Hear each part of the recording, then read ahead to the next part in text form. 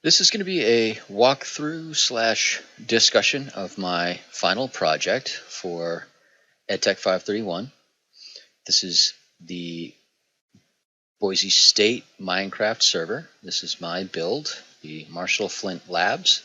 And what we're going to do inside these walls is go through 3 different science, specifically chemistry activities. These would be geared mostly toward a high school science course, although particularly the last one that we'll look at could be done at almost any level because it's one of the basic concepts that is taught, at least in my state, all the way down as low as probably 1st or 2nd grade, talking about states of matter. So we're going to go through this building, and in terms of the complexity of the ideas and actually the way they would be presented in the curriculum, they're kind of in reverse order, and that's just the way I ended up building it. So that would be one thing I might change going forward. There's a couple other things that I'll discuss that I would do differently if I was doing this again. So we enter the lab.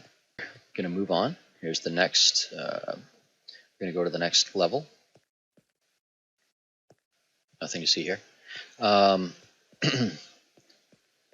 So the next lesson has to do with the concept of stoichiometry, which is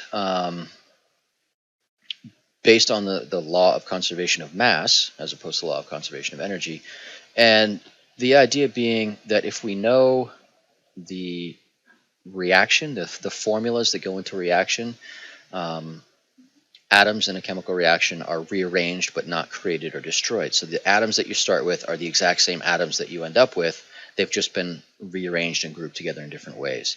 So if we understand that and we know, for example, how much starting material we have, we can predict how much of the product we will get at the end.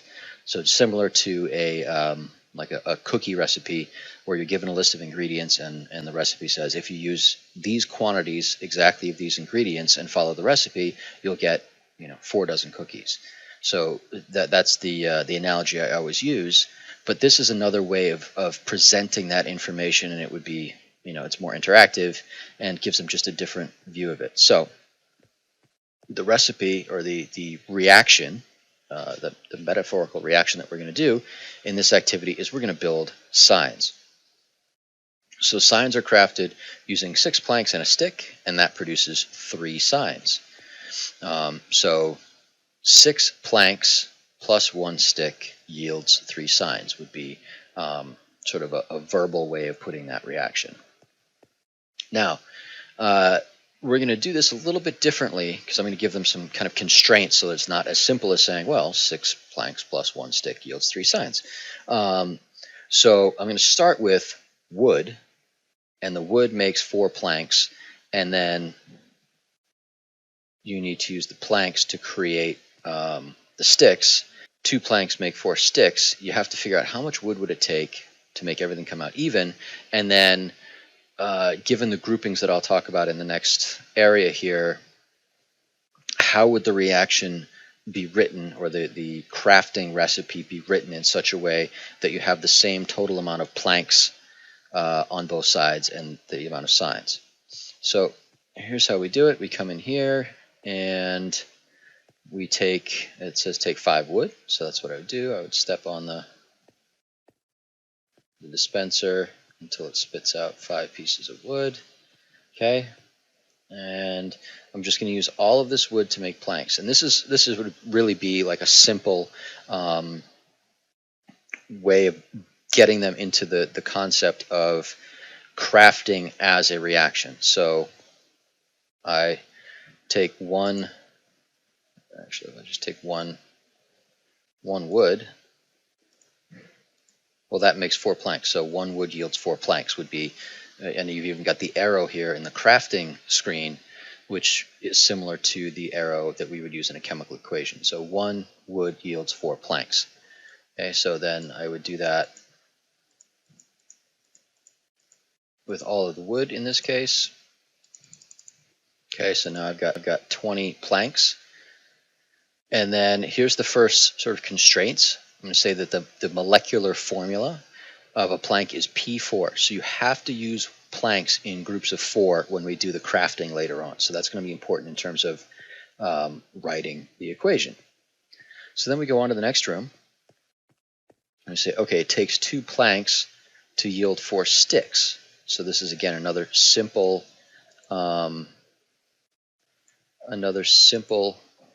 equation.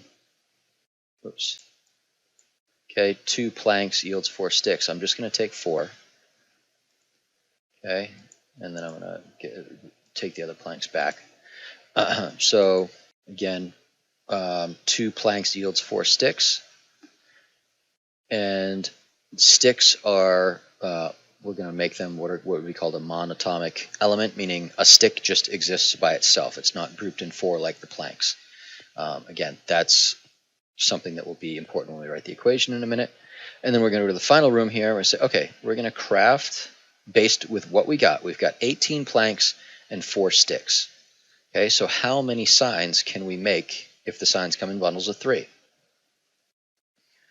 So the signs spread out like that, and then we put the sticks here. So we're going to take all the stuff we have, right? This is getting to a concept called the limiting reactant.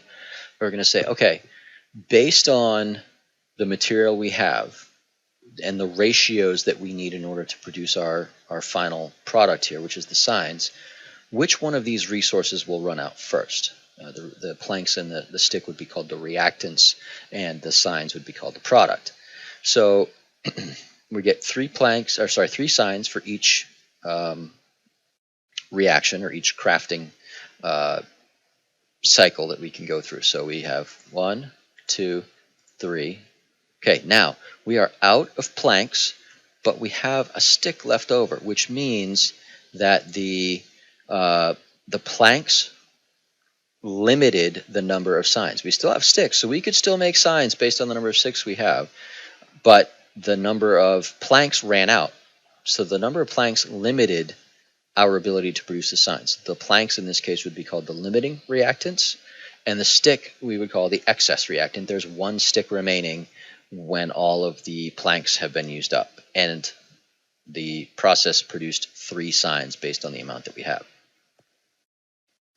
Okay, and the signs, since they come in bundles of 3, we're going to say that signs have a, actually that should say SI3. The formula is SI3 for signs. Now we're going to go down here. Okay, put it all together. Which reactant did you run out first? As we just discussed, the planks ran out first. That's the limiting reactant. How many signs did you make? The theoretical yield, or in a perfect world based on the amount of stuff you had, the theoretical yield that we got was 9 signs. So here's the basic equation. But see, since the planks, you need 6, that doesn't work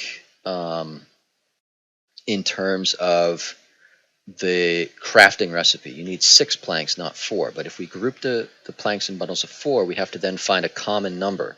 So in this case, the balanced equation would actually have 3 bundles of 4 planks. So that would be a total of 12. And this is slightly different than the number we actually used in the other room. But if you balance the reaction, the smallest number of planks that would make it come out even would be 12. Okay, because you have groups of 4. So in order to go with those 12 planks, we would need 2 sticks, and that would give us enough to make 2 reactions, which would end up with 2 SI3. So 2 groups of 3 signs, or 6 signs total. I need to rework this math a little bit so that it comes out in the crafting room the same way that it comes out, or should come out in this equation. So it would be 3P4 plus 2S yields 2 SI3. That would be the final balanced equation, and that's what I would, in addition to this concept of the limiting reactant, that's what I would want the kids to come out of this activity with. Okay, and then we'll move on to the final activity. And so then we'd walk out the door, and we have the final touch here, which is the thank you sign. Thanks for coming. Please exit through the gift shop. So now I'm just going to take a quick pause and then jump over to show you the chickens in another server.